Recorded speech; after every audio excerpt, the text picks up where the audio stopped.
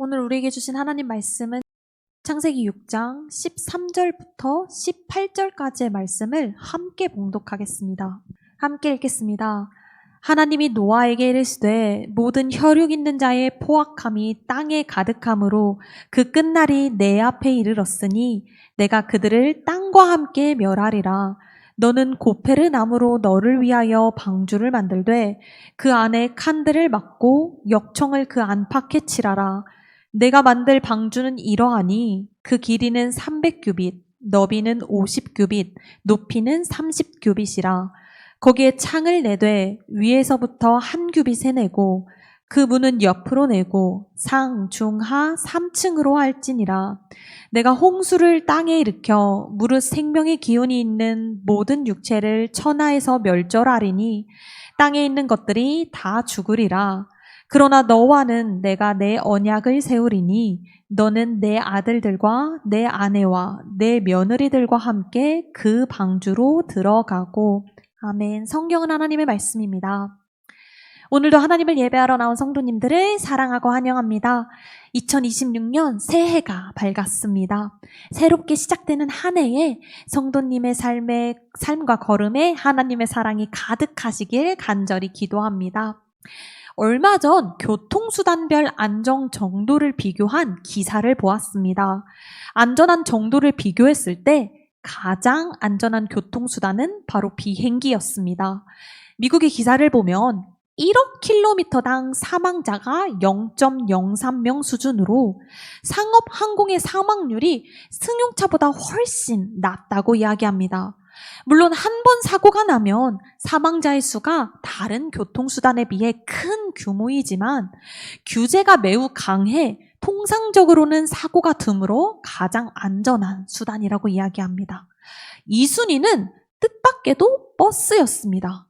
버스는 사망률이 1억 킬로미터당 한 명으로 전체 교통사고에서 사망자의 비율이 가장 낮다고 합니다. 마지막으로 3위는 바로 배입니다. 큰 여객선의 사고를 종종 뉴스에서 접하게 되어 배에 대한 막연한 두려움이 있었는데 승용차보다 상대적으로 안전한 교통수단으로 평가되어 저는 개인적으로 상당히 놀라웠습니다. 교통수단 중에서 안전한 편에 속하는 배에서 사고가 날 때에는 기상의 악화, 자연 환경의 예측 불가, 기술적인 결함 등의 이유가 있으나 많은 선박 사고에서 핵심 원인은 바로 사람의 실수라고 합니다. 가장 최근 날짜인 작년 11월에 벌어진 전남 여객선 사고는 배를 몰던 항해사가 운전대가 아닌 휴대전화를 잡고 전방 주시를 하지 않았기 때문에 일어났다고 합니다. 사전은 배를 사람이나 짐 따위를 싣고 물 위로 떠다니도록 나무나 쇠로 만든 물건이라고 말합니다.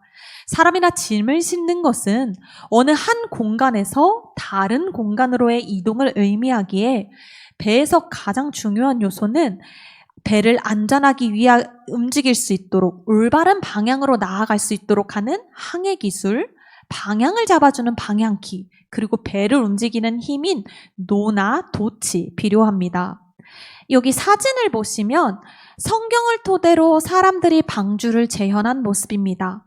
이 사진을 살펴보시면 흥미롭게도 당시 기술에서 필요한 방향키나 돛이 보이지 않습니다.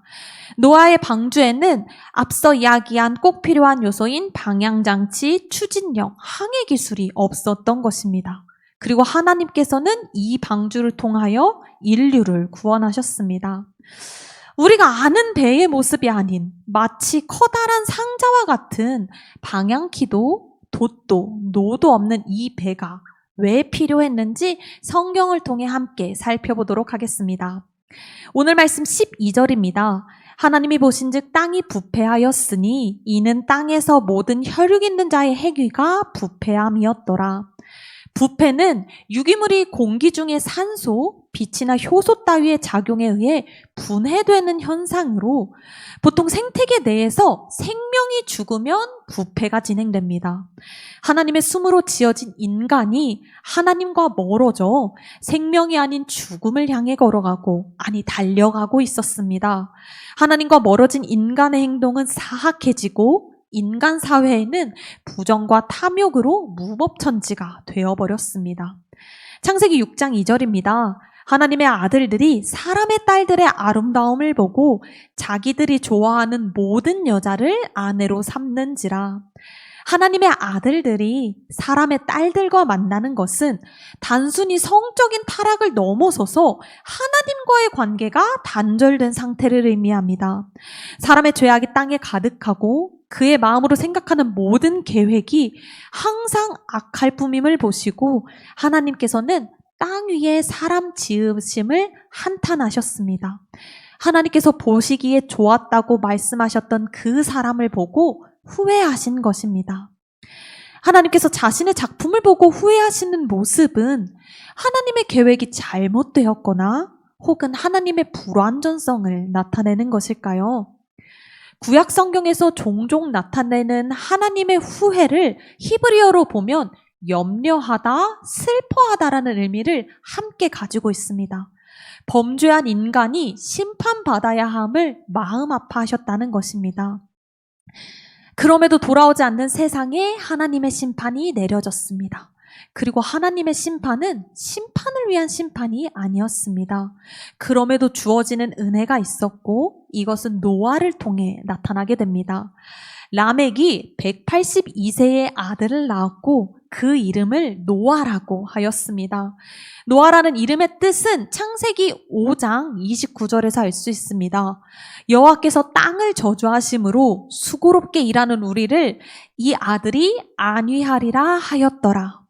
이름 자체로 위로 안식이라는 이름을 가진 노아는 하나님께 은혜를 입었습니다. 세상을 심판하시면서 왜 하필 노아만이 하나님께 은혜를 받을 수 있었을까요? 노아에게 특별한 능력이 있고 탁월한 사람이기 때문에, 혹은 창세기에 족보가 등장하는 사람이기 때문일까요? 창세기 6장 9절 하반부는 이렇게 이야기합니다. 노아는 의인이요 당대의 완전한 자라. 그는 하나님과 동행하였으며. 마음으로 생각하는 모든 게 악한, 하나님을 등지고 서 있는 사람들이 가득한 세상에서 그는 하나님과 동행하는 자였습니다. 특별한 공로나 태생, 능력이 아닌 하나님의 마음에 맞는 믿음의 사람이었기에 노아는 하나님의 선택을 받았습니다. 그리고 그의 믿음은 하나님께서 그에게 말씀하셨을 때 이렇게 반응하는 것으로 드러납니다. 성경은 이렇게 이야기합니다. 노아가 그와 같이 하여 하나님이 자기에게 명하신 대로 다 준행하였더라. 하나님을 향한 노아의 믿음은 어떤 모습이었을까요? 두 가지로 함께 살펴보겠습니다. 첫 번째로 노아는 눈에 보이는 현실이 아닌 하나님의 말씀을 붙들었습니다. 창세기에 나타난 에덴 동산의 지리적인 특징을 보면 내륙 지역에 강이 흐르는 것을 알 수 있습니다. 바다나 항구, 해안이 아닌 강과 땅을 중심으로 시작된 것이죠. 그리고 노아의 거주 지역에 대하여 창세기 6장 1절은 이렇게 표현합니다. 사람이 땅 위에 번성하기 시작할 때에. 경작 가능한 토지와 농경이 이루어지는 공간이 바로 노아의 생활 반경이었습니다. 당시 지금과 같은 교통수단이 존재하지 않았기에 노아는 자신이 걸어서 갈 수 있는 거리에서 방주를 지었을 것입니다. 방주를 짓는 장소에 대하여 학자들마다 여러 가지 의견이 있지만 공통적으로 이야기하는 것은 바다에서 짓지 않았다는 것입니다. 농사를 짓고 사람들이 번성하던 땅 위에서 노아는 방주를 지었습니다. 하나님께서는 노아에게 심판이 이루어질 땅을 피할 바다로 부르지 않으셨습니다. 그가 서 있는 땅의 삶에서, 그 삶의 한가운데서 배를 지으라고 말씀하셨습니다. 땅 위에서는 배가 불필요합니다. 그리고 그러한 배를 짓는 그의 모습을 보고 사람들이 어떤 반응을 보였을까요? 사람들이 노아를 비웃었거나 찬양했다는 이야기를 창세기에서는 찾을 수 없으나 마태복음에서 그의 상황을 조금 엿볼 수 있습니다. 예수님께서 마지막 때에 대하여 제자들에게 이야기하실 때, 설명하실 때 그때가 노아의 때와 같다고 이야기하십니다. 홍수 전까지 사람들이 먹고 마시고 장가들고 시집가면서 땅이 멸하는 것을 깨닫지 못했습니다. 여기서 알지 못했다는 것은 그것에 대한 정보가 없다는 것이 아닌 경고를 심각하게 여기지 않는 태도입니다. 방주를 지으며 홍수를 이야기한 노아의 메시지를 무시하는 태도죠. 사랑하는 성도 여러분, 우리가 세상 속에서 종종 하나님의 일을 할 때 사람의 무시와 핍박을 받을 때가 참 많습니다. 성경적 가치관이 조롱을 당하고 심지어는 무지하다고 여겨질 때가 많습니다. 노아의 나이 500세 즈음에 그의 자식들이 태어났고 600세에 홍수가 시작된 것으로 보아 약 100년 정도의 방주 기간이 있었을 것으로 추측됩니다. 그 준비하는 기간 동안 사람들의 시선 속에서 노아는 묵묵히 하나님의 말씀을 준행하였습니다. 물론 당시의 시간과 현재의 시간에는 차이가 있을 수 있습니다. 그러나 중요한 것은 노아도 우리도 모두 하나님의 사람이며 하나님의 말씀을 따라가는 자들입니다. 노아의 믿음은 자신이 서 있는 환경을 떠난 믿음이 아닌 현실 한복판에서 다른 것이 아닌 하나님의 말씀을 붙드는 믿음이었습니다. 노아는 땅의 논리를 내려놓고 하나님의 말씀만을 선택하고 순종하였습니다. 그러니 사랑하는 성도 여러분, 눈에 보이는 현실에 주저할 때마다 하나님이 하나님이심을 기억하시며 성실히 하나님의 말씀을 준행하시는 성도님들이 되시기를 바랍니다. 두 번째로 노아는 인간적인 이해와 상식이 아닌 하나님의 계획을 붙들었습니다. 하나님께서는 방주에 필요한 재료와 방주의 크기, 방주의 모양을 말씀 속에서 세세하게 알려주셨습니다. 수많은 나무 중 고페르 나무를 사용하라고 말씀하셨고 방주의 길이를 지금으로 환산하면 135m, 너비를 22m, 높이를 13m로 제작하라고 말씀하셨습니다. 그런데 앞에서 우리는 방주가 일반적인 배의 모습과는 다른 것을 보았습니다. 우리가 알고 있는 배와는 달리 방주를 움직일 추진력을 가질 돛, 원하는 방향으로 나아갈 방향키가 방주에는 없었습니다. 노아가 만들면서 의아했을 것입니다. 하나님께서는 노아에게 물로 땅을 심판하겠다 말씀하셨고 물에서 앞으로 나아가기 위해서는 방향장치가 필요합니다. 방향장치가 없다면 배는 그냥 물 위에 떠 있는 상자와 같은 모습이 됩니다. 창세기 6장 19절입니다. 혈육 있는 모든 생물을 너는 각기 암수 한 쌍씩 방주로 끌어들여 너와 함께 생명을 보존하게 하되. 사랑하는 성도 여러분, 방주는 운행이 아닌 보존, 보관을 위한 것이었습니다. 목적지를 향해 가는 배와 다르게 생명을 하나님께 맡기는 공간이었습니다. 자신의 손으로 할 수 있는 것이 아무것도 없는 배를 만들면서 노아가 불안하지 않을 수 있었을까요? 노아가 불안하지 않고 하나님께 되묻지 않을 수 있었던 이유는 방주의 안전함이 노아의 이해에 있는 것이 아닌 하나님의 신실하심에 있었기 때문입니다. 노아는 방주를 지으면서 자신이 이 방주 속에서 할 수 있는 것이 아무것도 없음을 알았지만 하나님이 약속하신 말씀과 하나님의 신실하심을 믿고 그대로 순종하였습니다. 하나님의 계획에 참여하는 자가 되었습니다. 그렇기에 하나님의 계획에 하나님께서 말씀하신 재료를 가지고 하나님께서 말씀하신 모양대로 만들었습니다. 노아는 자신이 만든 배에서 방향을 정하지도 통제하지도 운행하지도 않았습니다. 만들라고 말씀하신 하나님과 그것을 만들고 있는 자신의 관계를 정확하게 인지하고 있었습니다. 우리는 때로 하나님의 계획 속에서 나의 이해라는 이유를 담은 핑계를 늘어놓을 때가 종종 있습니다. 그러나 기억하시기 바랍니다. 홍수 속에서 나타난 하나님의 구원 역사에서 노아가 할 수 있는 일은 아무것도 없었습니다. 자신이 만든 방주조차 움직일 수 없는 노아였습니다. 왜냐하면 세상이 온통 물로 가득하여 한치 앞을 알 수 없기에 노아가 방향키를 잡고 있어도 나아가도 물, 또 나아가도 물이었기 때문입니다. 홍수 속에서, 물 속에서 노아에게 필요한 것은 항해가 아닌 구원이었습니다. 하나님의 심판으로부터 구원은 노아의 힘과 능력에서 나오지 않았음을 기억하시기 바랍니다. 하나님께 맡겨드린 삶 속에서 그때는 알 수 없으나 반드시 하나님께서 나를 건지실 것을 믿으며 주를 바랄 때 그가 홍수에서 죽음에서 구원을 받았습니다.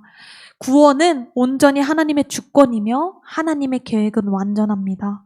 선하신 하나님께서 가장 좋은 시간에 가장 알맞은 방법으로 주의 계획을 완성하실 것을 믿고 순종하며 나아가는 성도님들이 되시기를 바랍니다. 노아의 믿음은 하나님의 말씀이 땅의 현실보다 더 옳다는 고백에서 나왔고, 그리고 그는 하나님의 말씀을 끝까지 준행할 수 있었습니다. 갖은 조롱 속에서도, 오랜 시간 속에서도 오로지 하나님의 말씀만 순종하였습니다. 노아의 믿음은 사람들의 박수 속에서 자란 믿음이 아닌 조롱을 견디며 하나님 앞에서 완성된 믿음이었습니다. 그는 하나님 앞에서 땅의 논리와 자신의 상식과 자신의 이해를 내려놓고 하나님의 말씀이 자신의 길과 진리가 되도록 선택하였습니다. 당장 눈에 빗방울이 보이지 않아도 하나님께서 하나님의 일을 하심을 믿었습니다. 노아에게 하나님은 창조주 하나님이셨습니다. 우리는 때로 나의 상황 가운데서 하나님의 행하심이 보이지 않는다고 불안해합니다. 분명 하나님께서 말씀하신 대로 걸어가고 있는 것 같은데 아무것도 일어나지 않고 오히려 세상의 비난과 핍박만 더욱 몰려온다고 느껴질 때가 참 많습니다. 내가 지금 기도했으니 하나님께서 당장 역사하심을 보이셔야 하는 게 맞다고 생각하십니까? 예측하지 못했던 그때의 나를 찾아오사 나를 구원하신 하나님임을 기억하시기 바랍니다. 불완전한 나의 생각과 나의 판단과 나의 시간이 아닌 완전한 선이신 하나님의 완전한 시간 속에서 하나님의 계획이 이루어져감을 두 눈으로 보는 성도님들이 되시기를 바랍니다. 앞서서 말씀드린 것처럼 하나님은 노아를 바다로 부르지 않으셨습니다. 그의 삶 한복판에서 방주를 지으라 하셨고 노아는 갖은 조롱 속에서도 오로지 하나님의 말씀에만 순종하였습니다. 그는 하나님 앞에 땅의 논리와 자신의 상식을 내려놓고 하나님의 말씀이 자신의 길과 진리가 되도록 선택하였습니다. 노아에게 하나님이 하나님이셨기 때문입니다. 흔들리는 홍수 속에서 불안한 마음으로 내가 만들어낸 방향키와 놋과 돛을 내려놓고 주께서 이끄심을 잠잠히 기다릴 수 있는 성도님들의 우리의 믿음이 되기를 바랍니다. 하나님께서는 약속하신 것을 반드시 지키시는 하나님이십니다. 우리를 구원하기 위하여 보여주신 가장 좋은 방법으로 하나밖에 없는 자신의 아들을 내어주신 분이 바로 우리 하나님이십니다. 그렇게 하나님의 말씀에 그렇지 않더라도 아멘으로 순종하며 걸어가 마침내 무지개를 보는 성도님들이 되시기를 간절히 기도합니다.